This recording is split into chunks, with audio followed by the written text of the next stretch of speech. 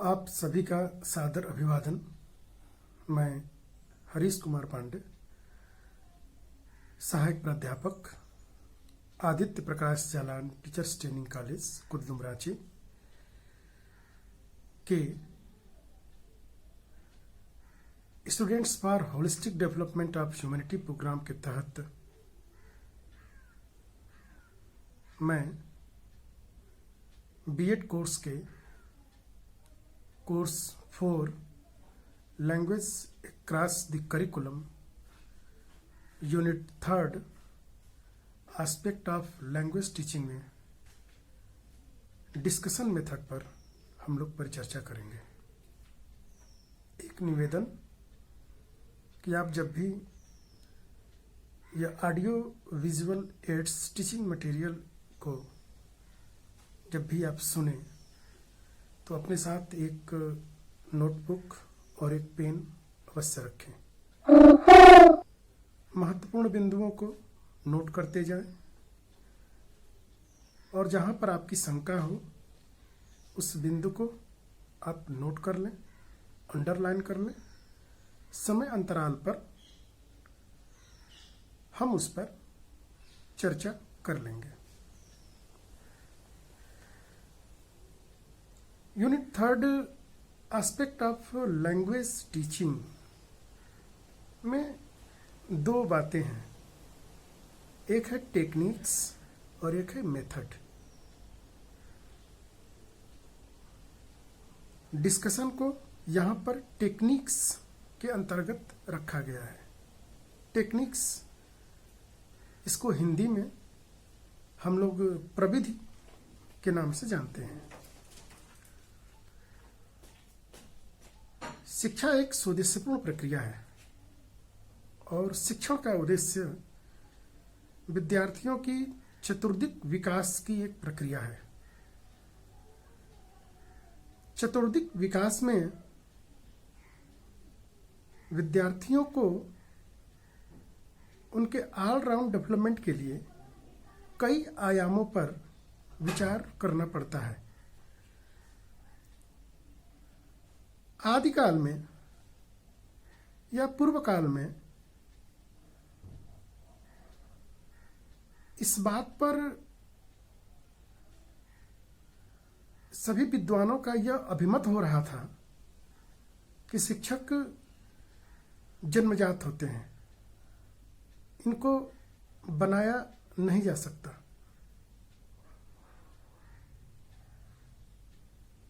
इन धारणाओं पर बाद में मनोविज्ञान के आविष्कार के परिणाम स्वरूप बहुत सी शिक्षण विधियों ने का आविष्कार हुआ कि परिणाम स्वरूप हमारी टीचिंग शिक्षण क्रमशः आसान होती चली गई। पूर्व काल में इस बात को माना जाता था कि विद्यार्थी एक खाली पात्र है। शिक्षक ज्ञान का अमिट भंडार है। शिक्षक अपने ज्ञान का अमिट भंडार विद्यार्थी के खाली पात्र में उड़ेल देगा। लेकिन बाद में जैसे जैसे शिक्षा का विकास होता गया, इस बात पर सभी शिक्षाविद और सभी मनोवैज्ञानिक सहमत होने लगे कि विद्यार्थी कोई खाली पात्र नहीं है। विद्यार्थी में पूर्व में वह शक्तियां विद्यमान हैं।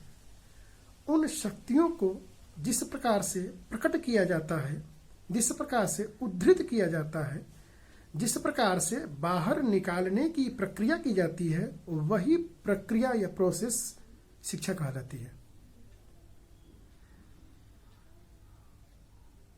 एक सफल शिक्षक वही हो सकता है जिसके पास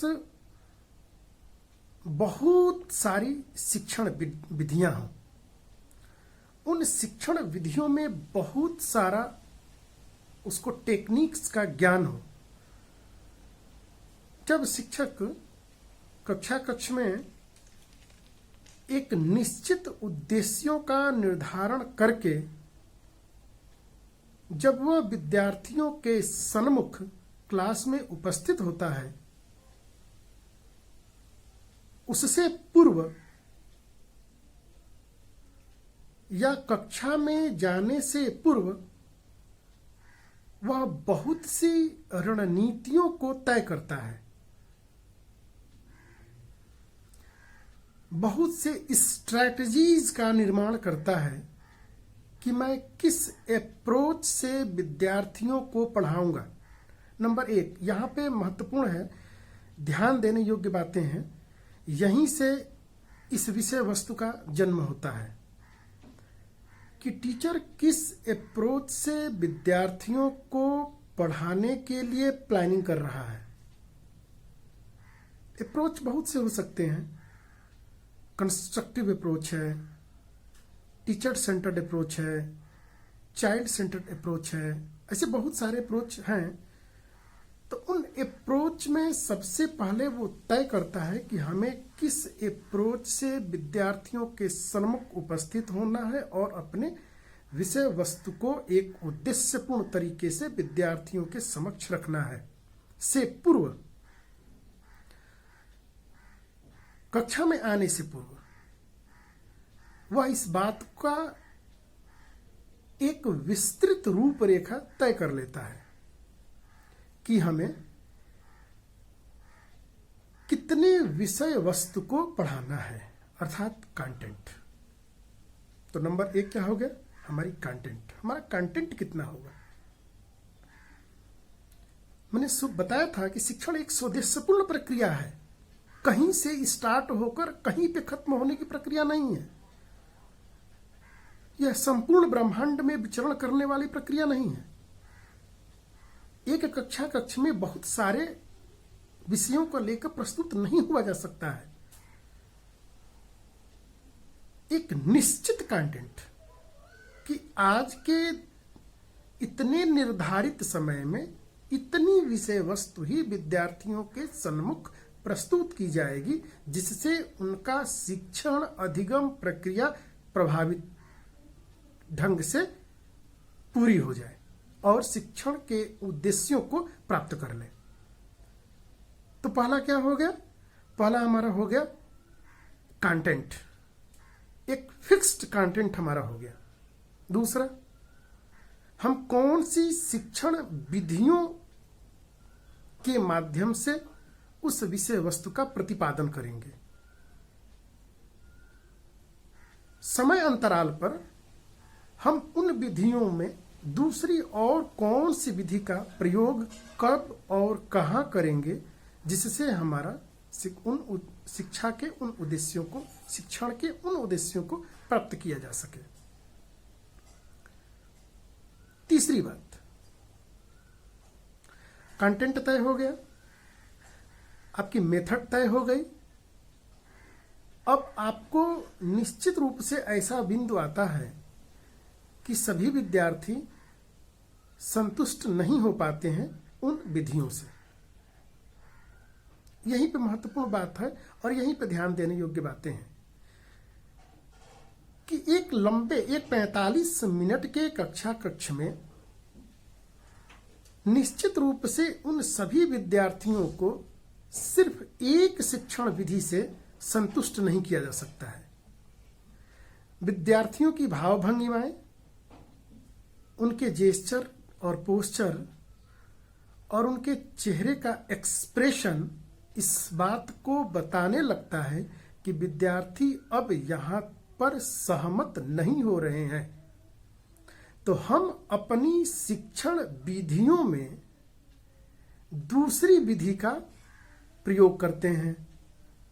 आप लोगों ने पूर्व कक्षाओं में इस बात को जाना होगा कि हम वहाँ पे स्टिमुलस वेरिएशन, उद्दीपन परिवर्तन, एग्जाम्पल्स, उदाहरण, कहानियाँ, कुछ ऐसी चीज़ों का प्रयोग करके हम अपने विषय वस्तु को और रुचिकर तथा प्रभावपूर्ण बनाने का प्रयास करते हैं, जिससे कि हम उन उद्देश्यों में सफल हो जाएं। अब यहाँ पे हमने क्या, हमारे 3 बातें हमारी हो गई। एक निश्चित कंटेंट, एक निश्चित शिक्षण विधि, उन शिक्षण विधियों में और कौन कौन से शिक्षण विधियों को कब और कहाँ पर परिवर्तन करना है, और जो तीसरा हमारा हो गया कि उन एक समय अंतराल आने पर उन शिक्षण विधियों में हम परिवर्तन उस प्रकार से करेंगे कि जिस प्रकार से हमारा उद्देश्य पूरा हो जाए, और जिस विधि में हम जैसे ही अपनी स्ट्रैटेजी के तहत दूसरी मतलब जिस शिक्षण विधि से आप टीचिंग कर रहे हैं, जिस मेथड को आप लेकर टीचिंग कर रहे हैं, अगर वह टीचिंग मेथड उन निर्धारित उद्देश्यों को नहीं प्राप्त कर पा रही है तो आप उसके भीतर एक युक्ति का प्रयोग करते हैं। नहीं कहते हैं अचानक से कि रुकी सोचते हैं क्या ऐसा काम कर जाए, कौन सी ऐसी एक ट्रिक्स लगा दें, तो इसको टेक्निक्स को ट्रिक्स कह सकते हैं। वह ट्रिक्स ही आपको उन उद्देश्यों को प्राप्त करने में सफलता और सरलता दोनों देगी। उसी को हम लोग परिवर्तन करते हैं, क्या युक्तियों के तहत, किसको, ट्रिक्स को, वही ट्रिक्स हमारी प्रविधि कहलाती है। अथर्ववेद में इस बात को वर्णित किया गया है कि वसो ते निरमय मये वास्तु मयि श्रुतम। मैं पुनः बोलता हूं, वसो तय निरमय मये वास्तु मयि श्रुतम, अर्थात गुरु शिष्य को ऐसा पढ़ाता है कि विषय सरल और आनंद के साथ शिष्य उसमें रम जाए। अर्थात जो हमारी डिस्कशन टेक्निक्स पे जो हम लोग चर्चा कर रहे हैं, डिस्कशन टेक्निक्स पे, तो अब यहाँ पे आप लोग समझ गए होंगे कि टेक्निक्स क्या है, क्योंकि यहाँ पे और मेथड और आप लोग और टेक्निक्स में मतलब विधि और प्रविधि भी आप लोगों को स्पष्ट हो गई होगी कि विधियों में अपनी विषय वस्तु को जिस ट्रिक्स के माध्यम से हम विषय वस्तु पर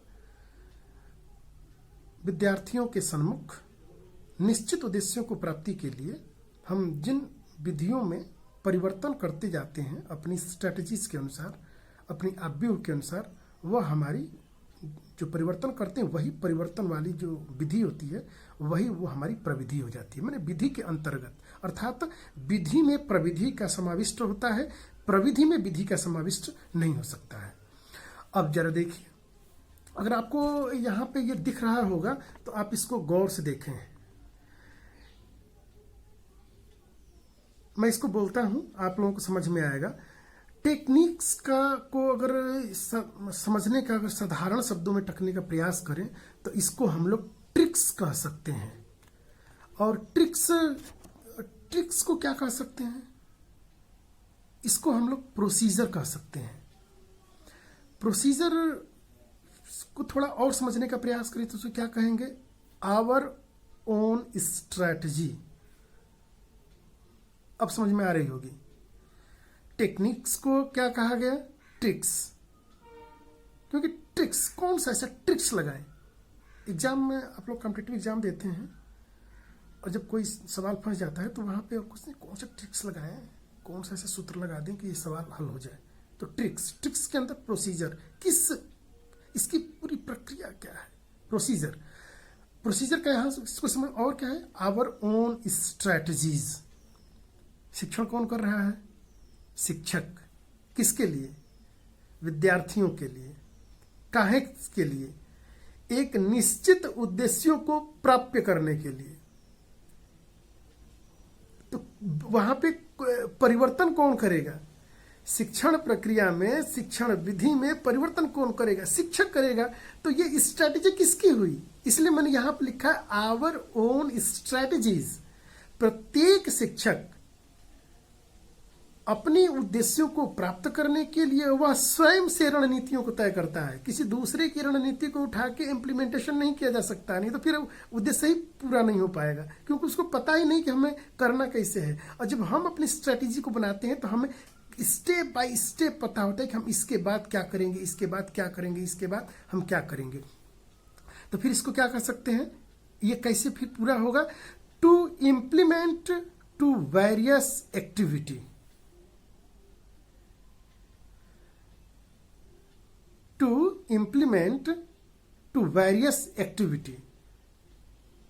क्लास में हम कोई भी काम करते हैं, आप क्या कर रहे हैं, व्याख्यान विधि से पढ़ा रहे हैं, व्याख्यान विधि से पढ़ा रहे हैं, लग रहा है कि कुछ बच्चे बहुत इंटरेस्ट नहीं ले पा रहे हैं, तो वहां पे कौन सी एक्टिविटी कर सकते हैं? आपके पास कुछ सहायक सामग्री लेके गए होंगे, जैसे कि चार्ट होता है, मॉडल हो गई, या अन्य जो भी आपके पास सहायक सामग्री है, आपने उसको लगाया और अपने प्रदर्शन किया। विद्यार्थियों का ध्यान क्या हुआ? आकृष्ट हुआ अपने विषय वस्तु के प्रति। बाय द वे, इससे भी आपका उद्देश्य पूरा नहीं हो पा रहा है, तो वहां पे क्या करते हैं, हम एक्टिविटी करा दिया। आप कोई भी लिटरेचर पढ़ा रहे हैं, लिटरेचर में कहानियां, नॉवेल्स, ऐसी उसकी बहुत सी विधाएं हैं। उन विधाओं को आप पढ़ा रहे हैं तो क्या करते हैं, वहीं पे एक रोल प्ले करा देते हैं। आप क्या पढ़ा रहे हैं, गद्य पढ़ा रहे हैं, गद्य के अंतर्गत भाई कोई नाटक हो गया, एक उसकी विधा नाटक। तो नाटक को आप नाटक तो बहुत लंबा होता है। आप शेक्सपियर के कोई नाटक है, उसको आप बहुत लंबा है, और विद्यार्थियों की विषय वस्तु पे विद्यार्थियों को लंबे समय तक पढ़ी हुई बातें याद नहीं रहती हैं। लेकिन अगर उसको एक रोल प्ले करा दिया जाए, एक उसको सभी विद्यार्थियों को एक पर्टिकुलर निर्धारित एक रोल दे दिया जाए और उस रोल को करने को अगर कहा जाए, तो फिर वो चूंकि वो कौन कर रहा है, स्वयं कर रहा है। विषय वस्तु का अध्ययन कौन किया, स्वयं किया। टीचर की क्या भूमिका हो गई, गाइड की भूमिका हो गई। टीचर ने सिर्फ उसको दिशा निर्देश दिया और विद्यार्थी ने उस विषय वस्तु को तैयार कर लिया और उसको रोल प्ले कर दिया। आजीवन तक उसको वो बातें नहीं भूलेंगे। लेक्चर मेथड से पढ़ाई गई बातें समय अंतराल पर भूल जाती हैं, लेकिन स्वयं के द्वारा की गई बातें वो मस्तिष्क पटल पर लंबे समय तक अंकित रहती हैं और व्यवहार में जब उसकी आवश्यकता होगी तो विद्यार्थी उसको प्रयोग करके दिखा भी सकता है, अपने दैनिक जीवन में प्रयोग भी कर सकता है और अपने जीवन को सफल भी बना सकता है। तो हम लोग अब यहाँ पे हो गया कि डिस्कशन प्रविधि, मतलब डिस्कशन को हम लोग हिंदी में इसको कह सकते हैं विचार विमर्श प्रविधि। दूसरे और भी नाम से जानते हैं। इसको हम कह सकते हैं कि वाद, परिवाद, ये संवाद की भी श्रेणी में आता है। वार्तालाप, डिस्कशन, एक वार्तालाप। हाँ, यहाँ पे एक पॉइंट नोट करने योग्य बातें हैं कि शिक्षण की दो अप्रोचेज होते हैं मूल रूप से। उनमें जो भाग बटेंगे वो अलग हो जाएगा। तो लेकिन एक होता है ऑटोक्रेटिक, प्रभुत्ववादी, और एक होता है डेमोक्रेटिव, जनवादी, जनतांत्रिक विधि, जनतांत्रिक अप्रोच। और वहां पे हो गया एक प्रभुत्ववादी। तो प्रभुत्ववादी जो अप्रोच होता है वह टीचर सेंटर्ड होता है, और जनतंत्रवादी जो अप्रोच होता है वह चाइल्ड सेंटर्ड होता है। तो डिस्कशन हमारा डेमोक्रेटिव वे में है, क्योंकि इसमें विद्यार्थी टीचर से जहां पर डाउट्स होता है उन डाउट्स को एक निश्चित बिंदु पर पहुंचने के लिए एक सार्थक संवाद करता है। यही संवाद डिस्कशन, विचार विमर्श कहलाता है। शिक्षण करते समय देखिए, मनुष्य श्रेष्ठ क्यों है? क्योंकि उसके पास बुद्धि है, और जिसके पास भी बुद्धि है वो सोचेगा, वह किसी भी व्यक्ति की बातों का एज इट इज ऐसे नहीं मान लेगा। इसलिए मैंने बता दिया कि दो अप्रोच होते हैं, जिसमें कि ऑटोक्रेटिव अप्रोच में वहां पे हिटलर शाही, मतलब वहां पे एक प्रभुत्ववादी, उसी के अधीन, नहीं मैं जो कह रहा हूं यही सही है, आप जो कह रहे हैं वो सही नहीं है। लेकिन जो डेमोक्रेटिक शिक्षण विधियां होती हैं, उन शिक्षण विधियों में टीचर विद्यार्थियों को उतना ही स्थान देता है जितना स्थान उसको देना चाहिए। अर्थात विद्यार्थी के अंदर उठने वाली सहज जिज्ञासा, उनकी शंकाओं का समाधान प्रश्नों के रूप में, प्रश्न का मतलब संवाद के रूप में, विचार विमर्श, विद्यार्थी के विचारों को हमने लिया और उन विचारों पर हमने सिर्फ एक आउटलाइन बनाते जाते हैं कि एक विद्यार्थी एक निश्चित दिशा में आगे बढ़ जाए। हम उसके साथ डिस्कशन नहीं करते हैं। देखिए, डिस्कशन को यहाँ पे डिस्कशन एक, जैसे कि सामान्यतः भाषा में लीजिए तो लगता है कि डिस्कशन, यार हमसे डिस्कस मत कीजिए। डिस्कशन हमेशा सार्थक होता है, ये निगेटिव सेंस में नहीं जाता है। डिस्कशन हमेशा सार्थक है। सार्थक मतलब, इस सार्थक का मतलब यह एक निश्चित उद्देश्यों को प्राप्त करता है। एक ऐसा अभिष्ट बिंदु पर हमें पहुंचना होता है, एक ऐसे अभिष्ट लक्ष्य को प्राप्त करना होता है कि जिसमें शिक्षक और विद्यार्थी दोनों के आपसी विचारों में तारतम्य सामंजस्य स्थापित करते हुए हम एक निश्चित निष्कर्ष पे पहुंच जाए, और वही निश्चित निष्कर्ष जिस सार्थक बिंदुओं के तहत पहुंचता है, हम उसी को हम लोग कहते हैं क्या? डिस्कशन। मैं उम्मीद करता हूं कि यहां तक बातें समझ में आ रही होंगी कि डिस्कशन क्या है। अच्छा, अब ये डिस्कशन प्रविधि के भी प्रकार होते हैं। इसके 3 प्रकार होते हैं। जैसे कि एक होता है डिस्कशन, जैसे कि जिसको हम संवाद कह सकते हैं, वाद संवाद, जहां पर सम मतलब बराबर, शिक्षक भी प्रश्न पूछ सकता है, उत्तर दे सकता है, विद्यार्थी भी प्रश्न पूछ सकता है, उत्तर दे सकता है, और उन दोनों के प्रश्न और उत्तरों पर हम एक निश्चित उद्देश्य पर पहुंचने का प्रयास करते हैं, जिससे कि जहां पर यह डाउट्स उत्पन्न हुई है, उन डाउट्स को एक निश्चित मतों